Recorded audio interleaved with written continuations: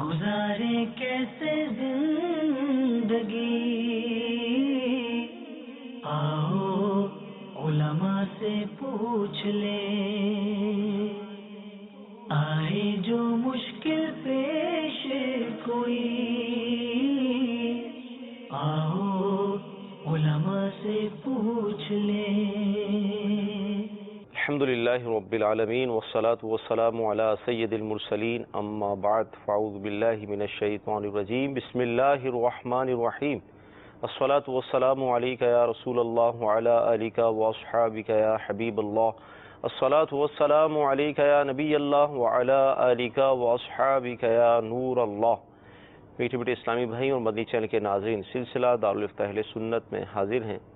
انشاءاللہ عزوجل آج بھی علم دین کے پھول حاصل کرنے کی کوشش کی جائے گی۔ اگر آپ سلسلے میں آخر تک شامل رہیں گے تو علم دین کا خزانہ آپ کے ہاتھ آئے گا۔ اور آج کا جو ہمارا موضوع ہے بہت پیارا موضوع ہے علم غیب اور غیر اللہ سے مدد مانگنا۔ ابتداءً درود پاک کی فضیلت کہ پیارے آقا مدنی مصطفیٰ صلی اللہ تعالی علیہ وسلم نے ارشاد فرمایا، جس کا مفہوم ہے کہ جو جمعے کے روز 200 مرتبہ درود پاک پڑھتا ہے، اللہ تعالیٰ اس کے 200 سال کے گناہ معاف کر دیتا ہے۔ صلو علی الحبیب صلی اللہ تعالی علی محمد صلی اللہ علیہ وسلم۔ آئیے سلسلے کو آگے بڑھاتے ہیں۔ علم غیب اور غیر اللہ سے مدد مانگنا، یہ ہمارا موضوع ہے۔ ابتداءً ہم مفتی صاحب سے پوچھتے ہیں کہ علم غیب کیا ہے، اس حوالے سے ارشاد فرمائیں۔ الحمدللہ رب العالمین، والصلاة والسلام علی سید الانبیاء والمرسلین، اما بعد فاعوذ باللہ من الشیطان الرجیم، بسم اللہ الرحمن الرحیم، الصلاة والسلام علیکہ یا رسول اللہ وعلی آلکہ واصحابکہ یا حبیب اللہ۔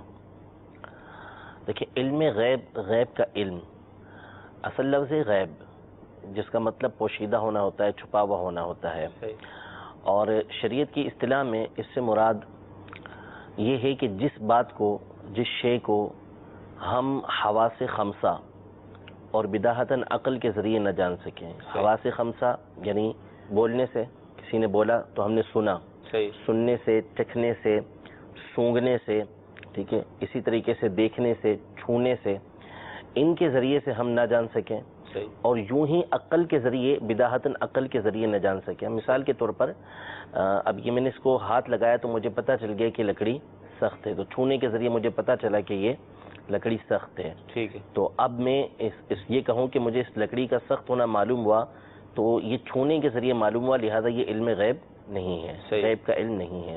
اسی طریقے سے میں نے پھول سونگا جس سے مجھے معلوم ہوا کہ اس کی خوشبو بڑی اچھی ہے، تو اب یہ جو خوشبو کا اچھا ہونا مجھے معلوم ہوا، یہ سونگھنے کے ذریعے معلوم ہوا، اس کو علم غیب نہیں کہیں گے۔ آپ نے مجھے کوئی بات بتائی کہ آج فلاں کام ہوا، تو اب مجھے پتا چل گیا کہ یہ کام ہوا ہے، لیکن مجھے سننے کے ذریعے معلوم ہوا، تو اس لیے اس کو علم غیب نہیں کہیں گے۔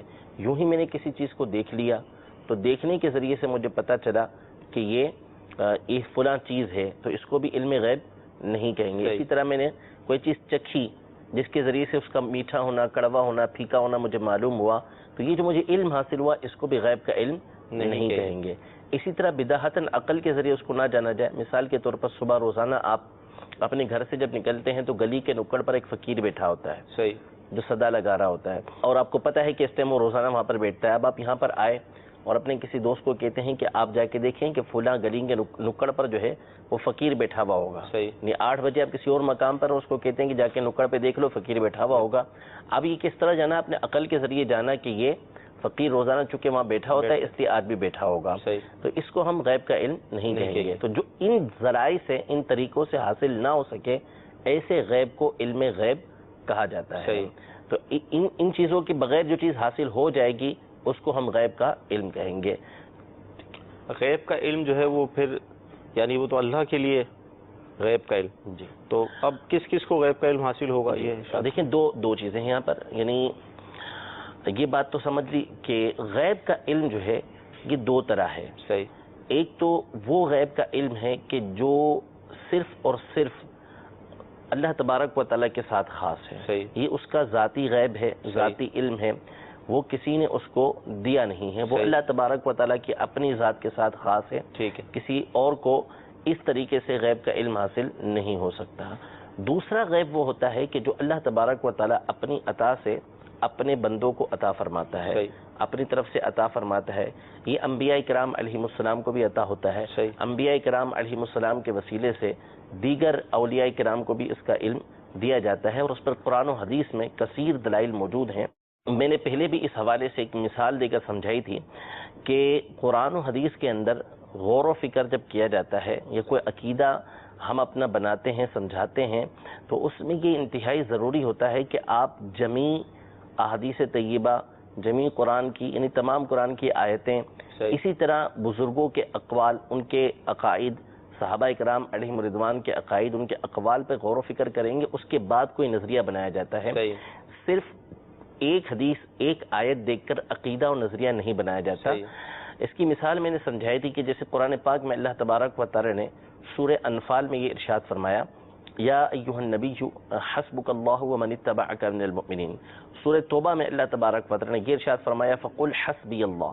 اے محبوب آپ فرمائیے کہ مجھے اللہ کافی ہے، اللہ مجھے کفایت کرتا ہے، اللہ مجھے کافی ہے. اس آیت میں اللہ تبارک و تعالی نے اس بات کو بیان فرمایا ہے کہ آپ یہ ارشاد فرمائیے کہ مجھے اللہ کافی ہے. اب اس آیت کو کوئی لے اور یہ کہے کہ بس یہی کہا جائے گا کہ اللہ کافی ہے، کسی اور دوسرے کی طرف کفایت کی نسبت نہیں کی جائے گی، کسی اور کے بارے میں نہیں بولا جائے گا کہ وہ کافی ہے، یہ بات نہیں بول سکتے. اگر اس آیت کو سامنے رکھ کے کوئی یہ بولے تو پھر ہم اس کو سورہ انفال کی آیت بتائیں گے کہ قرآن پاک میں اللہ تبارک و تعالی یہ ارشاد فرماتا ہے کہ یا ایھا النبی حسبک اللہ ومن اتبعک من المؤمنین. اے نبی آپ کو اللہ کافی ہے اور وہ مومنین جو آپ کی اتباع کرتے ہیں، آپ کی پیروی کرتے ہیں، آپ کے پیچھے چلتے ہیں، وہ آپ کو کافی ہیں. اب یہ دیکھیے کہ ایک طرف اللہ تبارک و تعالی نے یہ ارشاد فرمایا کہ اے محبوب آپ فرمائیے کہ مجھے اللہ کافی ہے. اب کوئی اس آیت کو سامنے رکھ کر یہی نعرہ لگاتا رہے کہ بس یہ کہا جائے گا کہ اللہ کافی ہے، اور اس نعرے کو یہ سامنے رکھ کے یہ عقیدہ اور نظریہ رکھے کہ دوسرے کی طرف ہم کفایت کی نسبت نہیں کر سکتے، تو یہ غلط ہو جائے گا. قرآن پاک کی اس آیت سے معلوم ہوا کہ اللہ تبارک و تعالی نے جس طرح کفایت کی نسبت، کافی ہونے کی نسبت اپنی ذات کی طرف کی ہے، اسی طرح دیگر مومنین کی طرف بھی اس کی نسبت کی ہے. لیکن دونوں میں فرق ہو جائے گا. دونوں میں فرق کیوں ہوگا کہ جب کفایت کی نسبت، کافی ہونے کی نسبت ہم اللہ تبارک و تعالیٰ کی طرف کریں گے کہ اللہ تبارک و تعالیٰ کافی ہے، تو اس کا مطلب ہے کہ اللہ تبارک و تعالیٰ کسی کا محتاج نہیں ہے کہ وہ کسی کی مدد لے پھر آپ کی کفایت کرے. نہیں، بلکہ اللہ تبارک و تعالیٰ بذات ہی خود اس بات کے لیے کافی ہے کہ وہ آپ کی تمام حاجتوں کو پورا کر سکتا ہے. اور جب ہم نسبت کریں گے کسی اور کی طرف اللہ تبارک و تعالیٰ کے علاوہ، تو پھر اس کا مطلب یہ ہوگا کہ اللہ تبارک و تعالیٰ کے علاوہ جو اولیاء ہیں، انبیاء ہیں، یا نبی کریم صلی اللہ تعالیٰ علیہ وسلم کے لیے ہی فرمایا کہ آپ یہ کہیے کہ آپ کو مومنین کافی ہیں، تو اس کا مطلب یہ ہوگا کہ اللہ تبارک و تعالیٰ نے ان کو جو قوت دی، اللہ تبارک و تعالیٰ نے ان کی جو مدد کی، اس صورت میں یہ آپ کے لیے کافی ہے. مفسرین فرماتے ہیں کہ یہ آیت کریمہ سیدنا عمر فاروق رضی اللہ تعالیٰ عنہ کے حق میں نازل ہوئی. ایک قول کے مطابق یہ حضرت عمر کے لیے نازل ہوئی. تو مطلب یہ ہوا کہ جس وقت حضرت عمر رضی اللہ تعالیٰ عنہ ایمان لے کر آئے تو اسلام کو اس سے قوت حاصل ہوئی، کفایت حاصل ہوئی. تو اللہ تبارک و تعالیٰ نے یہ ارشاد فرمایا کہ اللہ بھی آپ کو کافی ہے، یعنی حقیقی طور پہ کافی ہے، اور یہ مومنین بھی آپ کو کافی ہیں، یعنی اللہ تبارک و تعالیٰ کی دی ہوئی قوت سے، اس کی مدد سے یہ آپ کو کفایت کرتے ہیں. اب اس مضمون کو، اس مفہوم کو جب آپ سامنے رکھیں گے تو پھر خود بخود ساری کی ساری گتھیاں جو ہیں وہ سلجھ جاتی ہیں ہمارے سامنے، جبکہ آپ اناد نہ رکھیں، بغض نہ رکھیں. اگر آپ نے ٹھنڈے دل کے ساتھ اس بات پر غور کر لیا تو پھر یہ مسئلہ آپ کے لیے حل ہو جائے گا. ایک اور مثال دے کے سمجھاتا ہوں، پھر علم غیب کی طرف آتے ہیں. مثال کے طور پہ قرآن پاک کی پہلی آیت، پہلی سورت کی پہلی آیت، اللہ تبارک و تعالیٰ ارشاد فرماتا ہے الحمدللہ رب العالمین. تمام تعریفیں اللہ تبارک و تعالیٰ کے لیے ہیں جو عالمین کا رب ہے، تمام عالمین کو پالنے والا ہے. اب کوئی یہ کہے کہ چونکہ اس آیت میں اللہ تبارک و تعالیٰ نے یہ ارشاد فرمایا کہ تمام تعریفیں اللہ تبارک و تعالیٰ کے لیے، لہذا کسی اور کی تعریف نہیں کر سکتے، کسی کی بھی تعریف نہیں کریں گے، کیونکہ اللہ تبارک و تعالیٰ فرما رہا ہے کہ ساری کی ساری اللہ تبارک و تعالیٰ کے لیے ہیں. تو اس سے ظاہر سی بات یہی کہا جائے گا کہ خود اللہ تبارک و تعالیٰ نے اپنے بندوں کی قرآن پاک میں تعریف فرمائی ہے. احادیث طیبہ میں نبی کریم صلی اللہ علیہ وسلم نے مختلف صحابہ کرام علیہ رضوان کی تعریفیں کی ہیں. ہم دن رات نبی کریم صلی اللہ علیہ وسلم کی تعریفیں بیان کرتے ہیں. تو یہ کیا مطلب ہے؟ تو اس کا مطلب واضح ہے کہ اللہ تبارک و تعالیٰ نے جب قرآن پاک میں یہ فرمایا کہ الحمدللہ رب العالمین، تمام تعریفیں اللہ تبارک و تعالیٰ کے لیے ہیں، تو اس کا مطلب یہ ہوا کہ حقیقی تعریف کا مستحق اللہ تبارک و تعالیٰ ہی ہے. آپ کسی بھی چیز کی تعریف کریں گے تو حقیقتاً اللہ تبارک و تعالیٰ کی تعریف کریں گے. یعنی مثال کے طور پر آپ اس ٹیبل کی تعریف کرتے ہیں تو اس ٹیبل کی تعریف نہیں، حقیقتاً اس ٹیبل کو بنانے والی کی تعریف ہے. آپ نے کہا کہ ٹیبل بڑی خوبصورت ہے، بڑی پیاری ہے، ظاہر سی بات ہے ٹیبل خود بخود وجود میں نہیں ہے، بلکہ اس کو ایک بنانے والا ہے. اس نے اس کو بنایا جس کی وجہ سے اس کا ڈیزائن اچھا ہوا، خوبصورت ہوا. آپ نے ٹیبل کی تعریف کر کے حقیقتاً تعریف کس کی بنانے والے کی. اور حقیقتاً یہ بنانے والے کی تعریف نہیں بلکہ اس کے رب عز و جل کی تعریف ہے. یعنی اس نے اس ٹیبل کو کیسے بنایا؟ میں نہیں بنا سکتا. اس نے اس ٹیبل کو اس لیے بنایا کہ اللہ تبارک و تعالی نے اس کو یہ صلاحیت عطا فرمائی، یہ ذہانت عطا فرمائی، اس کو یہ فن عطا فرمایا جس کی وجہ سے یہ ٹیبل بنانے پر قادر ہوا. اور لکڑی کا وجود اللہ تبارک و تعالیٰ کی طرف سے، ذہن میں ڈیزائن ڈالنا اللہ تبارک و تعالیٰ کی طرف سے. تو یہ تمام کی تمام چیزیں جو اس کی تعریف کی جا رہی ہے تو وہ حقیقتاً اللہ تبارک و تعالیٰ کی تعریف کی جا رہی ہے. تو اسی طرح آپ دیگر معاملات کو بھی سامنے رکھتے چلے جائیں کہ اب مثال کے طور پر علم غیب پر آ جائیں کہ قرآن پاک میں اللہ تبارک و تعالیٰ نے ایک مقام پہ یہ ارشاد فرمایا کہ غیب کا علم اللہ کے پاس ہے. زمین و آسمان میں جو کچھ ہے اس کا علم اللہ تبارک و تعالیٰ کے پاس ہے. اب اس آیت کو کوئی سامنے رکھے اور یہ نعرہ لگائے کہ اللہ تبارک و تعالیٰ کے علاوہ کسی کے پاس کسی طرح کا کوئی غیب کا علم نہیں ہے، تو پھر اس کا مطلب ہوگا کہ قرآن کی دیگر آیتوں کی طرف اس کی توجہ نہیں. اس کا مطلب یہی ہوگا کہ جس طرح فقل حسبی اللہ، آپ فرمائیے کہ اللہ تبارک و تعالیٰ ہی کافی ہے، وہ دوسری آیتوں کی طرف نظر نہیں کر رہا کہ اللہ تبارک و تعالیٰ نے یہ ارشاد فرمایا کہ آپ کو اللہ کافی ہے اور آپ کو مومنین جو آپ کی اتباع کرتے ہیں وہ بھی کافی ہیں.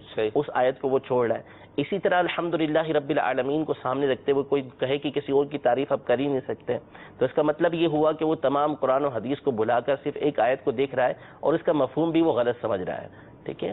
تو اب یہ جو آیات ہیں جن میں یہ ارشاد فرمایا کہ غیب کا علم اللہ تبارک و تعالیٰ کے پاس ہے، یا احادیث طیبہ میں مثال کے طور پر حضرت عائشہ رضی اللہ تعالی عنہا کا فرمان کہ نبی کریم صلی اللہ تعالی علیہ وسلم کے بارے میں جس نے کہا کہ وہ غیب کا علم جانتے تھے اس نے جھوٹ بولا. تو یہ تمام کے تمام جب آیات اور احادیث کو آپ سامنے رکھیں گے پھر دیگر آیات کی طرف آپ آئیں. اب جہاں قرآن پاک میں یہ ارشاد فرمایا کہ اللہ تبارک و تعالیٰ ہی کو غیب کا علم ہے، یا احادیث طیبہ میں یہ کہا کہ نبی کریم صلی اللہ تعالی علیہ وسلم کو غیب کا علم نہیں، مثال کے طور پہ یہ جو کہا گیا، تو اب دیگر آیات کے اندر یہ موجود ہے کہ نبی کریم صلی اللہ تعالی علیہ وسلم کو غیب کا علم ہے. جیسے مثال کے طور پہ سورۃ التکویر میں اللہ تبارک و تعالیٰ یہ ارشاد فرماتا ہے وما ہوا علی الغیب بضنین، یعنی یہ نبی صلی اللہ علیہ وسلم غیب بتانے پر بخیل نہیں ہے. بالکل غیب کا لفظ استعمال ہوا. ہاں، غیب بتانے پر بخیل نہیں ہے کہ اللہ تبارک و تعالیٰ نے حضور علیہ الصلوۃ والسلام کو جو غیب کا علم دیا ہے وہ لوگوں کو بتاتے ہیں. حضور علیہ الصلوۃ والسلام خبر دیتے ہیں لوگوں کو اس چیز کی. تو اللہ تبارک و تعالیٰ نے عطا فرمایا ہے اس بات کا، اس آیت کے اندر اس بات موجود ہے. اسی طرح اللہ تبارک و تعالیٰ سورہ آل عمران میں فرماتا ہے کہ وما کان اللہ لیطلعکم علی الغیب ولکن اللہ یجتبی من رسلہ من یشاء، یعنی اے عام لوگوں، اللہ کی شان یہ نہیں کہ تم کو غیب پر مطلع کرے، اللہ تبارک و تعالیٰ اپنے رسولوں میں سے جس کو چاہتا ہے چن لیتا ہے، یعنی ان کو غیب کا علم اللہ تبارک و تعالیٰ عطا فرماتا ہے. اب ان آیات کے اندر اسی طرح احادیث طیبہ کے اندر کثیر واقعات موجود ہیں. خود حضرت عمر رضی اللہ تعالیٰ عنہ کی حدیث مشکات میں بخاری شریف کے اندر موجود ہے کہ نبی کریم صلی اللہ تعالیٰ علیہ وسلم ممبر پر تشریف فرما ہوئے اور ابتدائی کائنات سے، یعنی جب سے کائنات بنی اس وقت سے لے کر جب تک جنتی جنت میں داخل ہو گئے، دوزخی دوزخ میں داخل ہو گئے، یہ ساری کی ساری باتیں نبی کریم صلی اللہ تعالیٰ علیہ وسلم نے صحابہ کرام علیہ رضوان کے سامنے بیان فرما دی. یہ غیب کا علم نہیں تو اور کیا ہے؟ تو یہ ساری کی ساری باتیں جو حضور علیہ الصلوۃ والسلام نے بیان فرمائی ہیں یہ غیب کا علم ہے. اب آپ دونوں آیتوں کو سامنے رکھیں گے، اسی طرح احادیث طیبہ کو سامنے رکھیں گے تو مفہوم بالکل واضح ہو جائے گا کہ جس طریقے سے یہ ارشاد فرمایا تھا کہ اللہ کافی ہے، اور پھر دوسرے مقام پہ یہ ارشاد فرمایا تھا کہ اللہ بھی کافی ہے اور وہ مومنین جو آپ کی اتباع کرتے ہیں وہ بھی آپ کو کافی ہیں. دونوں کا مفہوم واضح تھا کہ اللہ تبارک و تعالیٰ کی کفایت اس کی حقیقی کفایت ہے، کوئی اس کو دینے والا نہیں ہے، کسی کی مدد سے وہ کفایت نہیں کرتا، کافی نہیں ہوتا. لیکن جو مومنین کفایت کرتے ہیں، جو مومنین دوسروں کی مدد کرتے ہیں، وہ اللہ تبارک و تعالیٰ کی دی ہوئی قوت سے، دی ہوئی طاقت سے مدد کرتے ہیں. اسی طرح اللہ تبارک و تعالیٰ کے لیے تمام تعریفیں ہیں، تو حقیقی تعریف اللہ تبارک و تعالیٰ کے لیے ہے، کسی دوسرے کے لیے حقیقی تعریف نہیں، بلکہ اس کی جب تعریف کی جائے گی تو حقیقتاً وہ اللہ تبارک و تعالیٰ کی تعریف کی جائے گی. یوں ہی تمام کے تمام جو غیب ہے وہ اللہ تبارک و تعالیٰ کے لیے ہے. لیکن جہاں جہاں یہ ارشاد فرمایا کہ اللہ تبارک و تعالیٰ نے اپنے رسولوں کو غیب کا علم دیا ہے، اس کا مطلب یہ ہے کہ وہ اللہ تبارک و تعالیٰ کی عطا سے حاصل ہوا ہے. اللہ تبارک و تعالیٰ نے دیا ہے تو ان کو ملا ہے. یہ احادیث طیبہ میں بھی موجود ہے اور قرآن پاک میں بھی موجود ہے کہ اللہ تبارک و تعالیٰ کے انبیاء کرام علیہ السلام یہ غیب کا علم جانتے ہیں، ان کو غیب کا علم ہوتا ہے. کہ قرآن میں جہاں جہاں اللہ تبارک و تعالی نے یہ ارشاد فرمایا کہ غیب کا علم اللہ تبارک و تعالی کے پاس ہے، آپ اس بات کو کیا جانیں، ان تمام کا مطلب یہ ہے کہ حقیقی طور پر غیب کا علم جو ہے وہ اللہ تبارک و تعالی کے پاس ہے، باقی جو دوسروں کو ملتا ہے وہ اللہ تبارک و تعالی کی عطا سے ملتا ہے۔ اگر یہ کانسیپٹ آپ سامنے رکھیں گے، یہ نظریہ سامنے رکھیں گے، ذہن میں یہ باتیں رکھیں گے، تو انشاءاللہ تبارک و تعالی کسی طرح کا وسوسہ آپ کے ذہن میں نہیں آئے گا۔ احادیث طیبہ اس باب کے اندر کثرت کے ساتھ موجود ہیں۔ نبی کریم صلی اللہ تعالی علیہ وسلم نے پچھلی امتوں کی بھی خبر دی ہے، آنے والے وقت کی قیامت تک کے جتنے معاملات ہونے تھے حضور علیہ السلام نے بیان فرمائے۔ حضرت حذیفہ، حضرت عمر رضی اللہ تعالی عنہما دونوں فرماتے ہیں من حفظ حفظ ومن نسی نسیا، جس نے یاد رکھا اس نے یاد رکھا، جو بھول گیا بھول گیا۔ ٹھیک ہے، یعنی صحابہ کرام علیہ رضوان کے سامنے ساری کی ساری باتیں نبی کریم صلی اللہ علیہ وسلم نے بیان فرما دیں کہ قیامت تک کیا معاملہ ہونے کا ہے۔ کئی معاملات ایسے ہیں، حضور علیہ السلام نے کل کی خبر ارشاد فرمائی، حضور علیہ السلام کے سامنے کوئی بات مخفی نہیں تھی، پوشیدہ بدر میں بتایا کل کون کہاں مرے گا سب کے بارے میں بتا دیا، اور راوی کہتے ہیں کہ جہاں فرمایا کہ اس کافر نے کہاں مرنا ہے وہ کافر وہیں پہ مرا۔ حضرت ابوبکر صدیق رضی اللہ تعالی عنہ نے بوقت وفات اپنی بیٹی کی پیدائش کی خبر دی، میرے گھر پر بیٹی کی ولادت ہوگی، اس کا حصہ اتنا ہوگا۔ اسی طرح بزرگان دین رحمہم اللہ اجمعین کے کثیر واقعات موجود ہیں کہ انہوں نے آنے والے وقت کے اندر کیا کیا ہونا تھا اس کی خبریں دیں، لیکن ان تمام کے پیچھے یہ نظریہ، یہ کانسیپٹ جب ہم رکھیں گے کہ یہ تمام کی تمام چیزیں اللہ تبارک و تعالیٰ کی عطا سے ہیں، تو خود بخود مسئلہ حل ہو جائے گا، اور یہ باب ہی بند ہو جائے گا کہ یہ شرک ہے، یہ کفر ہے، یا اللہ تبارک و تعالیٰ نے یہ ارشاد فرمایا کہ اللہ تبارک و تعالیٰ کے پاس غیب کا علم ہے، یہ تمام کی تمام باتیں اس سے حل ہو جاتی ہیں۔ اب یہاں پر بعض لوگ ایک غیر علمی اور معذرت کے ساتھ کہ بعض لوگ ضد کی وجہ سے ایک اعتراض کرتے ہیں، وہ یہ کہتے ہیں کہ قرآن پاک میں اللہ تبارک و تعالی نے جہاں یہ ارشاد فرمایا کہ وما کان اللہ لیطلعکم علی الغیب، اسی طرح سے اللہ تبارک و تعالی نے عالم الغیب فلا یظہر علی غیب احدا الا من ارتضی من رسول، کہ اللہ تبارک و تعالی غیب کا جاننے والا ہے اور اپنے غیب کا اظہار کسی پر نہیں کرتا مگر اپنے رسولوں میں سے جس کو چاہے چن لے۔ اب یہ آیات موجود تھی نا کہ جس میں غیب کا ثبوت ہوتا تھا، تو وہ پھر یہ کہنے لگے کہ یہ اطلاع علی الغیب ہے، یہ اخبار علی الغیب ہے، اظہار علی الغیب ہے، کہ اللہ تبارک و تعالی نے غیب کی اطلاع دی، اللہ تبارک و تعالی نے غیب کی خبر دی، اللہ تبارک و تعالی نے غیب آپ کے سامنے ظاہر فرمایا۔ اس میں یہ نہیں ہے کہ غیب کا علم دیا۔ اولاً تو دو باتیں میں عرض کر دوں۔ پہلی بات تو یہ کہ جب کسی کو ہم کسی چیز کی خبر دیں گے، جب ہم کسی کو کسی بات کی اطلاع دیں گے، ہم کسی کے سامنے کوئی بات ظاہر کریں گے، تو یہ یقینی چیز ہے کہ اس کو اس چیز کا علم حاصل ہوگا، کسی نہ کسی درجے میں جا کے اس کو اس بات کا علم حاصل ہوگا ہی ہوگا۔ ظاہر سی بات ہے، میں نے بتایا کہ میرے پاس زید آیا، میرے پاس فلاں آیا، فلاں نے مجھے یہ چیز دی، میں نے فلاں کو یہ چیز دی، میری فلاں سے ملاقات ہوئی، یہ میں آپ کو اطلاع دے رہا ہوں۔ تو جب میں آپ کو اطلاع دے رہا ہوں کہ میں نے فلاں سے ملاقات کی ہے، تو اس کا مطلب کیا ہوا کہ آپ کو علم حاصل ہو گیا کہ میں نے امیر علیہ سنت سے ملاقات کی ہے۔ جب میں کہتا ہوں کہ امیر علیہ سنت نے مجھے فلاں چیز دی ہے، تو آپ کو علم ہو گیا۔ تو جب ہم کسی چیز کے بارے میں کسی کو اطلاع دیں گے، خبر دیں گے، تو اس کو اس چیز کا علم حاصل ہوگا۔ اور اسی لیے علماء اہل سنت نے، متقدمین نے، ملا علی قاری رحمۃ اللہ تعالی علیہ نے مرقات میں، اسی طرح حافظ ابن حجر عسقلانی رحمۃ اللہ تعالی علیہ جو محدث ہیں بہت بڑے، بخاری شریف کی ان کی سب سے مشہور شرح ہے فتح الباری کے نام سے، سیدنا موسیٰ علی نبینا وعلیہ الصلوۃ والسلام اور سیدنا خضر علی نبینا وعلیہ الصلوۃ والسلام، ان کا واقعہ مشہور ہے کہ کس طریقے سے اس سفر پر گئے تھے اور تمام کے تمام معاملات پیش آئے تھے۔ ان میں سے وہ 3 واقعات پیش آئے کہ جو حضرت موسیٰ علی نبینا علیہ الصلوۃ والسلام پر مخفی تھے کہ کیوں ایسا ہوا کہ خضر علیہ السلام نے جو ہے وہ کشتی کے سوراخ کر دیا، بچے کو قتل کر دیا، دیوار گر رہی تھی اس کو اٹھا دیا۔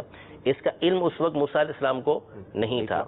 اس پر حافظ ابن حجر عسقلانی رحمۃ اللہ تعالی علیہ کے الفاظ یہ ہیں کہ اس سے یہ معلوم ہوا کہ نبی لا یعلم الغیب الا من علمہ اللہ تبارک و تعالیٰ کے دیے ہوئے علم سے ہی نبی جو ہے وہ غیب کا علم جانتے ہیں، یعنی ان کو اتنا ہی غیب کا علم ہوتا ہے جو اللہ تبارک و تعالیٰ ان کو عطا کرتا ہے۔ اب یہ مقصود نہیں ہے یہاں پر کہ ہم یہ بیان آگے کریں کہ کتنا علم عطا ہوا، وہ ایک الگ بحث ہے، لیکن اس سے یہ معلوم ہوا کہ حافظ ابن حجر عسقلانی رحمۃ اللہ تعالی علیہ الفاظ کیا استعمال فرما رہے ہیں کہ یعلم الغیب، وہ غیب کا علم اتنا ہی جانتے ہیں جو اللہ تبارک و تعالیٰ ان کو دے۔ دیکھیں یہاں پر حافظ ابن حجر عسقلانی رحمۃ اللہ تعالی علیہ یہ نہیں فرما رہے کہ اللہ تبارک و تعالیٰ نے ان کو غیب پہ مطلع کیا، اللہ تبارک و تعالیٰ نے ان کو غیب کی خبر دی، بلکہ صاف الفاظ میں آپ کے الفاظ ہیں کہ وہ غیب کا علم جانتے ہیں.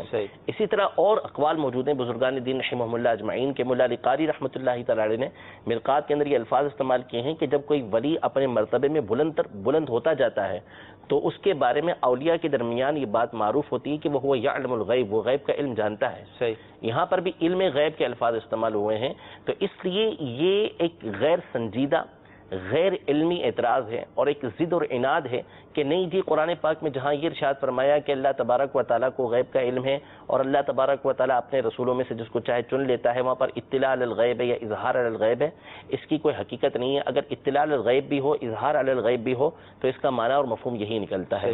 امام اہل سنت امام ابو منصور ماتوریدی رحمۃ اللہ تعالی علیہ جو ہمارے امام ہیں، پیشوا ہیں، پرانے بزرگ گزرے ہیں اور انہی کی طرف نسبت کرتے ہوئے ہم ماتوریدی کہلاتے ہیں. امام ماتوریدی رحمۃ اللہ تعالی علیہ نے اس آیت کریمہ وما کان اللہ لیطلعکم علی الغیب ولکن اللہ یجتبی من رسلہ من یشاء کہ اے عام لوگوں تمہاری یہ شان نہیں کہ اللہ تبارک و تعالیٰ تمہیں غیب پر مطلع کرے، لیکن اللہ تبارک و تعالیٰ اپنے رسولوں میں جس کو چاہے چن لیتا ہے. اس آیت کے تحت آپ نے یہ ارشاد فرمایا کہ نبوت کی نشانیوں میں سے ایک ہے علم الغیب، غیب کا علم جاننا، غیب کو جاننا. آپ خود فرما رہے کہ علم الغیب ان کو حاصل ہوتا ہے، یہ نبوت کی نشانیوں میں سے ایک نشانی ہے. تو اس لیے اس میں کوئی حرج نہیں ہے کہ ہم جس کے بارے میں اللہ تبارک و تعالیٰ نے ہمیں فرمایا کہ اللہ تبارک و تعالیٰ ان کو غیب کا علم عطا فرماتا ہے، تو ہم بلا شک و شبہ ان کے بارے میں کہہ سکتے ہیں کہ اللہ تبارک و تعالیٰ کی عطا سے ان کو غیب کا علم حاصل ہے. اللہ تبارک و تعالیٰ کا علم اس کا ذاتی علم ہے اور انبیاء کرام علیہ السلام، اولیاء کرام، صحابہ کرام علیہم رضوان جتنے بھی ہیں ان کو اللہ تبارک و تعالیٰ کی عطا سے یہ علم عطا ہوا ہے. اللہ تبارک و تعالیٰ کا علم ازلی ہے، اس کی کوئی انتہا نہیں ہے. اعلیٰ حضرت نے دقیق بات مثال دے کے سمجھائی کہ حضور علیہ السلام کا غیب کا جو علم ہے اس کی کوئی انتہا نہیں ہے. اتنا علم اللہ تبارک و تعالیٰ نے عطا فرمایا کہ جس کا ہم تصور بھی نہیں کر سکتے. فرمایا کہ اگر ساری کی ساری مخلوق کا علم ایک طرف رکھا جائے اور حضور علیہ السلام کا علم ایک طرف ہو تو سارے کے سارے سمندر، کروڑا کروڑ سمندر ہوں، ان کے سامنے جیسے ایک قطرہ ہوتا ہے تو حضور علیہ السلام کا غیب یہ کروڑا کروڑ سمندر کی طرح ہے اور تمام مخلوق کا علم ایک قطرے کی طرح ہے. اللہ تبارک و تعالیٰ نے اتنا علم نبی کریم صلی اللہ علیہ وسلم کو عطا فرمایا. اس سے علم کی اہمیت بھی واضح ہوتی ہے. اور پھر فرمایا کہ یہ تو ہے مخلوق کی آپس میں ہم نے مناسبت کی، مقابلہ پیش کیا کہ حضور علیہ السلام کا علم غیب اور دیگر کا علم، حضور علیہ السلام کا علم اور دیگر کا علم. لیکن جب ہم اللہ تبارک و تعالیٰ کے علم کی طرف حضور علیہ السلام کے علم کی نسبت کریں گے تو ہم کوئی مثال بیان نہیں کر سکتے. وجہ یہ ہے کہ کروڑا کروڑ سمندر ہوں اس کی ایک انتہا ہے، وہ جا کے اس منتہی ہو جائیں گے. تو ہم یہ بھی نہیں کہہ سکتے کہ اللہ تبارک و تعالیٰ کے علم کی مثال ایسی ہے جیسے کروڑا کروڑ سمندر اور حضور علیہ السلام کا علم ایسا ہو جیسے ایک قطرہ. یہ مثال بھی بیان نہیں کی جا سکتی کیونکہ کروڑا کروڑ سمندر کی ایک انتہا ہے اور اللہ تبارک و تعالیٰ کے علم کی کوئی انتہا نہیں ہے. یعنی کتنی بڑی بات اعلیٰ حضرت نے کتنی آسانی کے ساتھ اس بات کو سمجھا دیا کہ ہرگز اہل سنت کا یہ اعتقاد نہیں ہے کہ نبی کریم صلی اللہ تعالیٰ علیہ وسلم کا علم جو ہے وہ اللہ تبارک و تعالیٰ کے علم کے برابر ہو.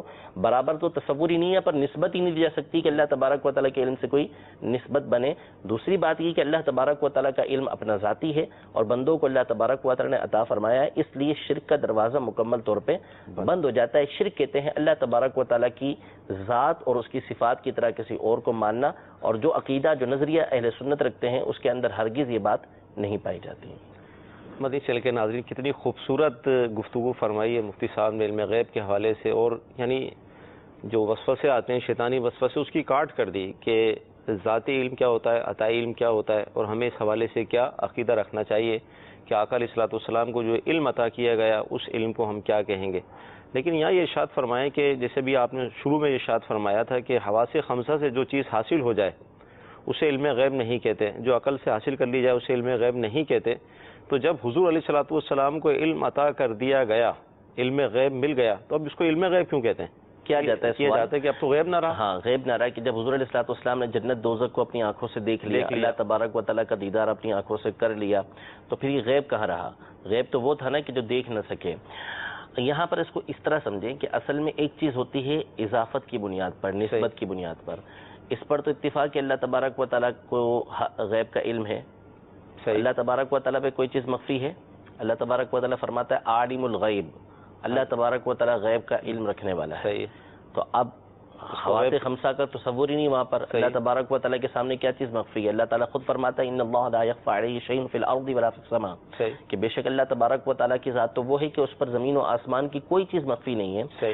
تو یہ ہوتا ہے نسبت کی بنیاد پر. نسبت کی بنیاد کا مطلب یہ ہے کہ ایک چیز ہے کہ جو آپ سے پوشیدہ ہے، آپ کو نہیں پتا کہ آپ جو ہے وہ جان سکتے ہیں اس کو. کہ مثال کے طور پر نبی کریم صلی اللہ تعالیٰ علیہ وآلہ وسلم نے جب یہ ارشاد فرمایا کہ جنت اور دوزخ کا وجود ہے، جنت میں یہ نعمتیں ہیں، دوزخ کے اندر یہ عذابات ہیں، اس کو جب ذکر کر دیا تو یہ چیز کیا ہے؟ ہمارے اوپر مخفی ہے، ہم پر پوشیدہ ہے، تو یہ غیب ہے ہمارے اعتبار سے. حضور کے لیے جب ہم نے یہ کہا کہ آپ کو غیب کا علم ہے، تو اس کا مطلب کہ ان باتوں کا علم ہے کہ جو ہم سے مخفی اور ہم سے پوشیدہ ہیں. جس طرح اللہ تبارک و تعالیٰ کے لیے یہ ارشاد فرمایا کہ اللہ تبارک و تعالیٰ غیب کا جاننے والا ہے، اس کا مطلب یہ ہے کہ ان باتوں کا بھی جاننے والا ہے جو ہم سے مخفی ہیں. ان چیزوں کو بھی جانتا ہے کہ جو ہمارے سامنے ہیں، اور جو چیزیں ہم سے مخفی ہیں اللہ تبارک و تعالیٰ ان چیزوں کا علم بھی رکھتا ہے. تو اسی طرح نبی کریم صلی اللہ تعالیٰ علیہ وآلہ وسلم کی ذات کے لیے جب ہم یہ کہیں گے تو بلا تشبیہ اللہ تبارک و تعالیٰ کے غیب کے بارے میں ہم نے عرض کر دیا پیچھے کہ اللہ تبارک و تعالیٰ کا غیب تو اس کا ذاتی حقیقی ہے. اللہ تبارک و تعالیٰ کا علم اس کا ذاتی حقیقی ہے، بندوں کا علم اس کا ذاتی حقیقی نہیں ہے. نبی کریم صلی اللہ تعالیٰ علیہ وسلم کے لیے جب یہ کہا جائے گا کہ غیب کا علم ہے، تو اس کا مطلب ہے کہ دیگر مخلوق سے وہ مخفی ہے، پوشیدہ ہے، جس چیز کی خبر نبی کریم صلی اللہ تعالیٰ علیہ وسلم ہمیں عطا فرما رہے ہیں. تو ساتھ ہی یہ بھی جیسے ابھی دوران آپ نے گفتگو یہ تذکرہ فرمایا کہ احادیث میں یہ ہے، قرآن میں یہ ہے، تفاسیر میں یہ، اس طرح کی گفتگو بھی آپ نے فرمائی. تو اب مدنی چینل کے ناظرین جو اس وقت ہمارے ساتھ سلسلے میں شامل ہیں، تو ان کو آپ کیا مشورہ دیں گے؟ کیا فقط قرآن مجید پڑھ کر اس کا ترجمہ پڑھ کر ہم حکم لگا سکتے ہیں، یا تفسیر پڑھنی چاہیے، یا حدیث کی شروعات، اور پھر کس کی شروعات پڑھیں گے، تفسیر ہم کس کی پڑھیں گے؟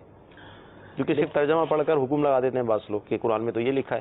مثال کے طور پر جو ڈاکٹر ہوتا ہے، اگر کوئی ڈاکٹر کی میڈیکل کی کتاب پڑھ کے وہ کوئی عام شخص ہے وہ حکم لگانے لگ جائے کہ یار فلاں بیماری ہوتی ہے تو فلاں چیز کے لیے ہوتی ہے، فلاں کے لیے ہوتی ہے، تو اس کو بیوقوف کہا جائے گا کہ صرف آپ کتاب پڑھ کر اس بات کا حکم نہیں لگا سکتے.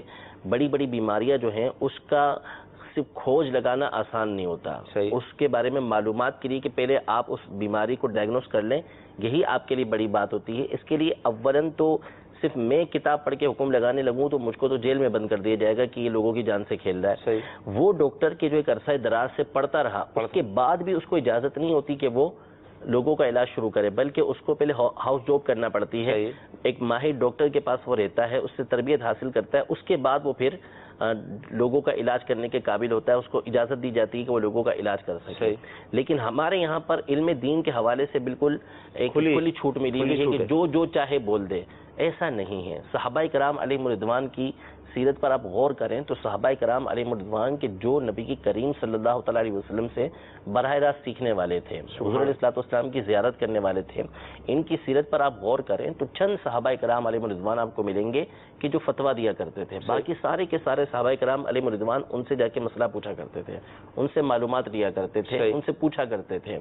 اسی طرح آپ آگے دیگر بزرگان دین رحمہم اللہ اجمعین کی سیرت کو پڑھتے چلے جائیں تو اس زمانے میں علم عام تھا، لیکن اس کے باوجود اپنے سے اوپر والے سے پوچھا جاتا تھا. اور ہمارے زمانے کے اندر ایک جو ہے وہ داڑھی منڈا پینٹ شرٹ پہنا ہوا دین کا اس کو کوئی سرپیری نہیں، نہ کسی معتبر عالم کے پاس، نہ کسی مستند عالم کے پاس وہ بیٹھا، نہ اس نے علم دین کو سیکھا. اس نے ایک تفسیر پڑھی، قرآن کی ایک آیت پڑھی اور لوگوں کے اوپر حکم لگانے لگ گیا.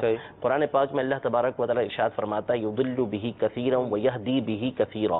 یہی قرآن ہے کہ جس کے ذریعے بہت سے افراد کو گمراہ کیا جاتا ہے، اور یہی قرآن ہے کہ جس کے ذریعے اللہ تبارک و تعالیٰ بہت کو ہدایت دیتا ہے. تو قرآن پاک کو فقط پڑھ کر اگر یہ ہوتا کہ حکم لگانا جائز ہو جاتا تو پھر تو سارے کے سارے عربیوں کو اس بات کی اجازت مل جانی چاہیے، کیونکہ وہ قرآن پاک پڑھیں گے، ترجمہ ان کو آتا ہے، ان کو پتہ ہے کہ کیا بیان ہوا، تو پھر اس کا مطلب ہے کہ سارے کے سارے عرب جو ہو گئے وہ عالم ہو گئے، وہ جب چاہیں اس کے اوپر حکم لگا دیں. تو ایسا نہیں، بلکہ قرآن پاک کو پڑھنا یہ باعث سعادت ہے. قرآن پاک پڑھیں، اس کا ترجمہ پڑھیں، اس کے بعد اس کی تفسیر پڑھیں، یہ آپ کو علم حاصل ہوگا. لیکن یہ پڑھ کر بھی آپ اس قابل نہیں ہو جائیں گے کہ آپ کسی کے اوپر کسی طرح کا حکم لگا سکیں. میں نے مثال شروع کے اندر عرض کی کہ اگر یہی بات ہو کہ قرآن پاک کی ایک آیت آپ نے پڑھی فقل حسبی اللہ، کہ آپ فرمائیے مجھے اللہ کافی ہے، اور آپ نعرہ لگانے لگ جائیں کہ جی نہیں آپ کسی اور کے لیے کہہ ہی نہیں سکتے کہ اللہ کے علاوہ کوئی اور کافی ہو. تو سیدنا صدیق اکبر رضی اللہ تعالیٰ عنہ آپ نے خود فرمایا کہ میرے گھر کے لیے اللہ اور اس کا رسول کافی ہے. خود قرآن کہہ رہا ہے، سورہ انفال میں اللہ تبارک و تعالیٰ فرما رہا ہے کہ یا ایھا النبی حسبک اللہ ومن اتبعک من المؤمنین، اے نبی آپ کے لیے اللہ تبارک و تعالیٰ کافی ہے اور جو مومنین آپ کی اتباع کرتے ہیں وہ کافی ہیں. تو اگر ایک آیت پڑھ کے اس کی تفسیر پڑھ کے اس طرح کا حکم لگانے کے لوگ قابل ہو جائے تو پھر اس طرح کے احکام لگیں گے، اور لگتے ہیں آج کل اس طرح کے احکام. تو اس لیے علماء نے اس کی بڑی تفصیل کی ہے کہ قرآن پاک کی تفسیر کس طریقے سے کی جائے گی، قرآن پاک کے احکام کو کس طریقے سے بیان کیا جائے گا. حضرت علی رضی اللہ تعالیٰ عنہ اور دیگر صحابہ کرام علیہم رضوان سے مروی ہے کہ آپ نے کئی بیان کرنے والوں کو مارا، روک دیا ان کو بیان کرنے سے. ان سے پوچھا کہ تمہیں معلوم ہے کہ قرآن کی کون سی آیت منسوخ ہے، کون سی آیت ناسخ ہے؟ ان کو نہیں پتا تھا، بیان کرنے سے روک دیا. اب ہمارے یہاں تو ناسخ منسوخ کا معنی بھی لوگوں کو نہیں پتا ہوتا اور وہ حکم لگانے لگ جاتے ہیں. یعنی ساری زندگی وہ پتہ نہیں کہاں اس نے گزار دی، سر پیری نہیں اس کی زندگی کا، اور آ کے وہ قرآن پاک کا دس دینا شروع ہو گیا، قرآن پاک کی تفسیر بیان کرنا شروع ہو گیا. تو ایسا نہیں کرنا چاہیے، اللہ تبارک و تعالیٰ سے ڈرنا چاہیے. ہم آلو بھی خریدنے کے لیے جاتے ہیں تو 10 ٹھیلوں پہ معلوم کرتے ہیں کہ کیا کلو چل رہے ہیں، کیسا حساب ہے اور کس طرح کا آلو ہمیں لینا چاہیے، کسی سبزی ہمیں لینی چاہیے. جب دنیا کے ایک چھوٹے سے معاملے میں ہم اتنی احتیاط کرتے ہیں تو یہ ہمارا دین ہے. بزرگان دین رحمہم اللہ اجمعین کے اقوال ہیں کہ ان ھذا العلم دین فانظروا امن تاخذون دینکم، کہ یہ جو دین ہے، یہ علم جو ہے یہ تمہارا دین ہے، یہ علم تمہارا دین ہے، لہذا دیکھ لو کہ کس سے تم علم حاصل کر رہے ہو. ٹھیک ہے، تو یہ اقوال موجود ہیں. تو دین کے معاملے کے اندر ہمارے یہاں کوئی احتیاط نہیں ہوتی. تو اس لیے جو دین حاصل کیا جائے گا وہ مستند علماء سے حاصل کیا جائے گا، جن کے علم کے اوپر اعتماد کیا جاتا ہے ان سے علم حاصل کیا جائے گا. ہر ایک سے اس طرح کی باتیں نہیں سیکھی جائیں گی، ورنہ نتیجہ یہ نکلے گا کہ نئی سے نئی باتیں آپ لوگوں کے سامنے بیان کریں گے، خود بھی گمراہ ہوں گے اور لوگوں کو بھی گمراہ کریں گے. علم غیب سے متعلق ہماری گفتگو چل رہی ہے. علم غیب کا معنی بیان کیا گیا، اللہ تعالیٰ کا جو علم ذاتی ہے اس پر کلام ہوا، عطائی کے حوالے سے کلام ہوا، اور مزید گفتگو ہماری چل رہی ہے. لیکن ہمارا دوسرا موضوع ساتھ یہ بھی تھا کہ غیر اللہ سے مدد مانگنا. تو اگر علم غیب پر ہی بات کی جائے تو یہ بھی ایک بہت وسیع و طویل موضوع ہے، اس پر ہی سارا وقت ہمارا ہو سکتا ہے. لیکن مزید ہم اس کو بھی تھوڑا شامل کر لیتے ہیں. غیر اللہ سے مدد مانگنے کے حوالے سے کیا فرماتے ہیں؟ دیکھیے، اس پر بھی کئی مرتبہ کلام ہمارا ہو چکا ہے، گفتگو کئی مرتبہ اس پر ہو چکی ہے، بیان کیا جا چکا ہے.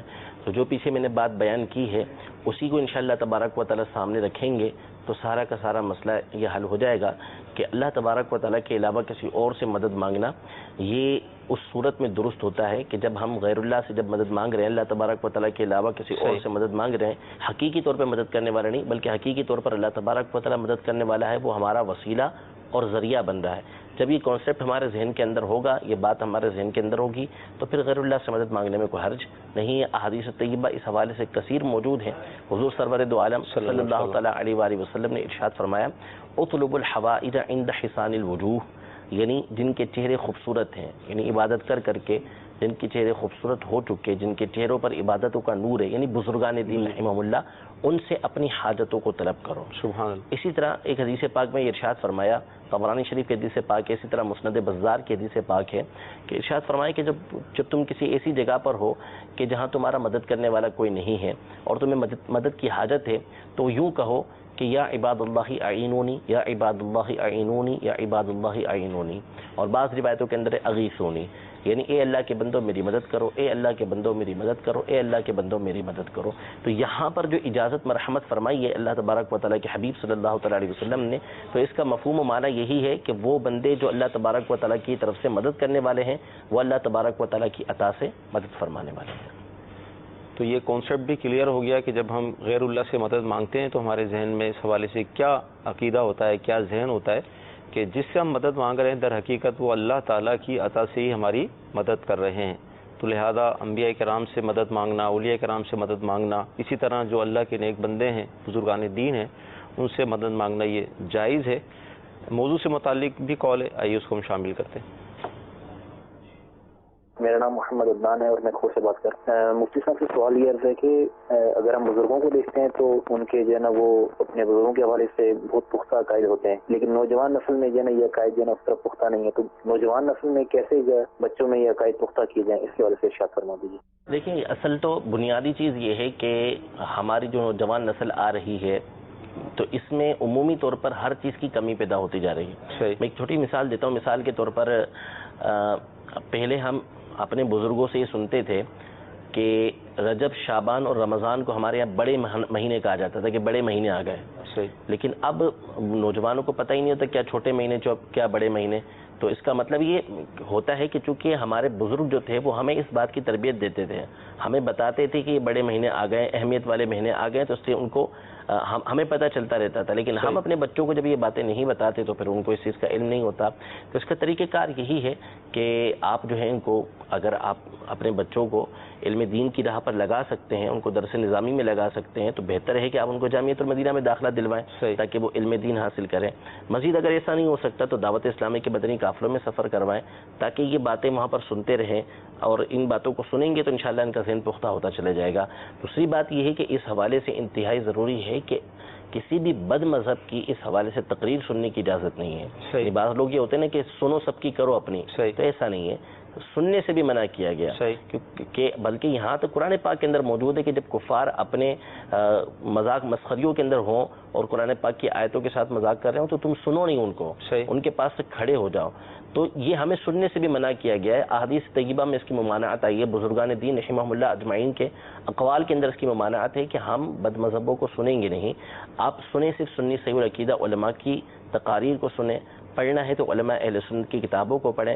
یہ ایک عجیب میٹر ہوتا ہے، عجیب لوگوں کی طبیعت ہوتی ہے کہ ابھی اپنی باتوں کو پوری طرح سے سمجھا نہیں ہوتا، اپنے مذہب کو صحیح طریقے سے پڑھا نہیں ہوتا، دوسری طرف پڑھنے چلے جاتے ہیں.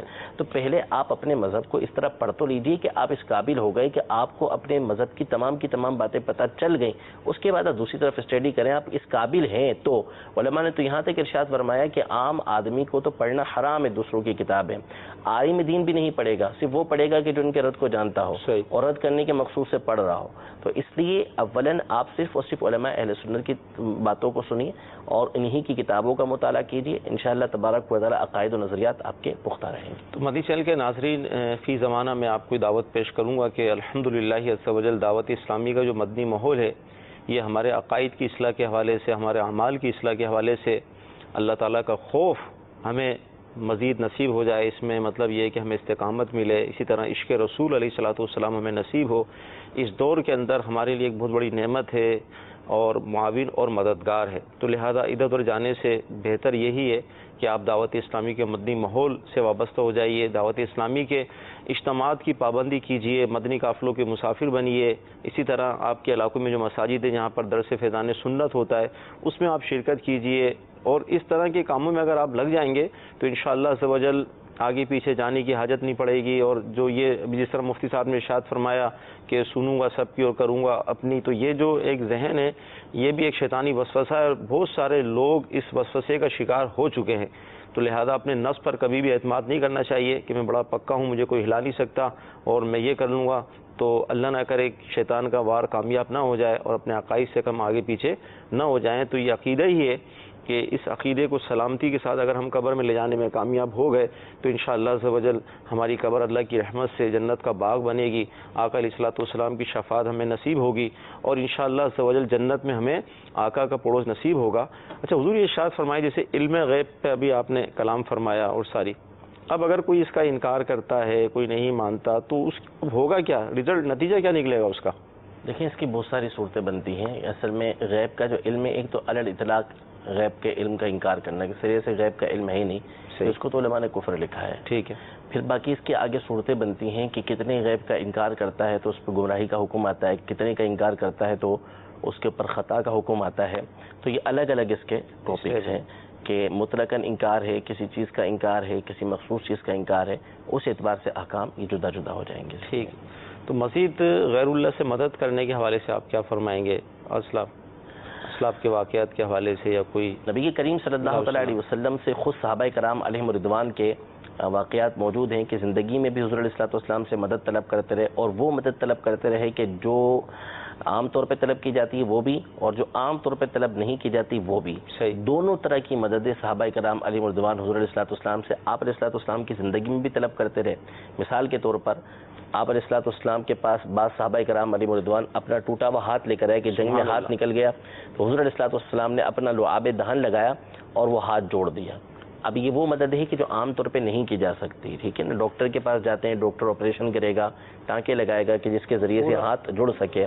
اسی طرح ایک صحابی رضی اللہ عنہ کی آنکھ نکل آئی جنگ کے دوران، تو وہ آنکھ لیے حضور علیہ الصلوۃ والسلام کے پاس ہے. حضور علیہ الصلوۃ والسلام نے اپنے لعاب دہن کے ذریعے ان کی آنکھ کو جوڑ دیا. وہ فرمایا کرتے تھے کہ مجھے نہیں معلوم کہ میری کون سی آنکھ سے زیادہ نظر آتا ہے. دونوں آنکھیں درست ہو گئیں بالکل حضور علیہ الصلوۃ والسلام کے لعاب دہن لگانے کی وجہ سے. تو زندگی میں بھی حضور علیہ الصلوۃ والسلام سے وہ مدد طلب کرتے رہے کہ جو تحت الاسباب آتی ہے اور جو ما فوق الاسباب ہے. ہر طرح کی مدد حضور علیہ الصلوۃ والسلام سے صحابہ نے طلب کی. اسی طرح جب حضور علیہ الصلوۃ والسلام دنیا سے تشریف لے کر گئے تو اس کے بعد بھی صحابہ کرام علیہم رضوان کے واقعات موجود ہیں، تابعین کے واقعات موجود ہیں کہ انہوں نے بارگاہ رسالت میں عرض کی کہ مثال کے طور پر مشہور واقعہ ہے کہ حضرت عمر رضی اللہ تعالیٰ کے زمانے میں ایک مقام پر یمامہ میں جنگ ہو رہی تھی، تو صحابہ کرام علیہم رضوان کا نعرہ تھا یا محمدہ، یعنی یا رسول اللہ صلی اللہ علیہ وسلم ہماری مدد فرمائیے. صحابہ وہاں پر نعرہ ہی یہ لگا رہے تھے کہ یا رسول اللہ ہماری مدد کیجیے. حضور علیہ الصلوۃ والسلام دنیا سے تشریف لے کر جا چکے ہیں، ایک عرصہ گزر چکا ہے اور صحابہ کرام علیہ رضوان ہزاروں میل کے فاصلے پر موجود ہیں. وہاں سے نبی کریم صلی اللہ علیہ وسلم کو اپنی مدد کے لیے پکار رہے ہیں. تو یہ صحابہ کرام علیہ رضوان کے اعمال بھی موجود ہیں، آپ کے طریقہ کار بھی موجود ہے. یوں ہی تابعین کا طریقہ کار بھی یہ رہا کہ وہ نبی کریم صلی اللہ تعالیٰ علیہ وسلم سے مدد طلب کرتے رہے. حضرت امام زین العابدین کے قصیدے موجود ہیں جس میں انہوں نے نبی کریم صلی اللہ تعالیٰ علیہ وسلم سے مدد طلب کی. یوں ہی امام اعظم رضی اللہ عنہ کا قصیدہ موجود ہے جس میں انہوں نے نبی کریم صلی اللہ تعالیٰ علیہ وسلم سے مدد طلب کی. تو یہ سلسلہ در سلسلہ جو ہے وہ چلتا ہوا آ رہا ہے کہ نبی کریم صلی اللہ تعالیٰ علیہ وآلہ وسلم سے ہمارے بزرگان دین رحمہم اللہ اجمعین یہ مدد طلب کرتے آئے ہیں، جس کا مطلب یہ ہے کہ یہ تمام کے تمام عقیدہ اور نظریہ یہی رکھتے تھے کہ اللہ تبارک و تعالیٰ کے علاوہ آپ کسی اور سے مدد مانگ سکتے ہیں، لیکن یہی آپ کے ذہن کے اندر ہوگا کہ جس سے آپ مدد طلب کر رہے ہیں وہ اللہ تبارک و تعالیٰ کی عطا سے مدد کرنے والا ہے. حقیقی مددگار اللہ تبارک و تعالیٰ کی ذات ہی ہے.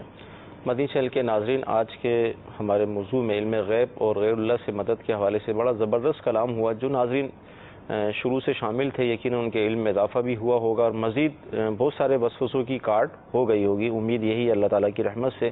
تو دعوت اسلامی کے یہ جو اس سلسلے ہم دیکھتے ہیں دارالفتہ کے سلسلے، اسی طرح فرض علوم کورس سے مدنی مذاکرے ہیں، تو یہ اس لیے رکھے گئے تاکہ ہمارے علم میں اضافہ ہو، ہمارے عقائد کی اعمال کی اصلاح ہو.